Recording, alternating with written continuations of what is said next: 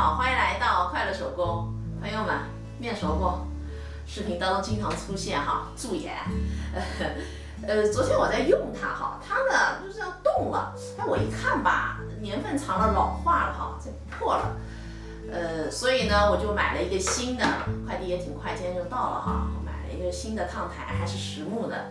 但是根据我的使用习惯哈，今天呢我要对它进行一个改造。新的烫台啊，这个布头我发现不是全棉的哈，我怕它不耐高温，所以呢我要把它给换掉。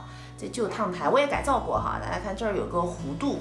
新烫台呢就是平的，所以呢我要把它给垫高。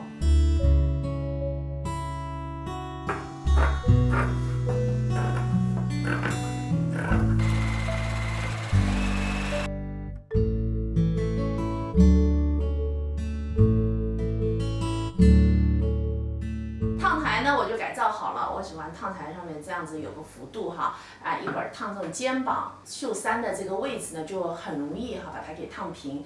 然后这个烫台咱们用这个平面呢，还可以用这个4周的这样的圆弧哈，这儿就烫帽子就特别分缝哈，帽子的位置。然后这两边呢就烫那个大衣，不是有大小袖子嘛，2片的，这儿的缝缝洗过之后它就很皱，那就可以利用这2个弧线把它给熨平。这个烫台改造好以后呢，在使用过段时间之后，它就会变紧变塌，然后我呢还会再加铺棉哈，再把它绑紧一点。那我喜欢烫台呢，就是鼓鼓的，然后紧实一点的。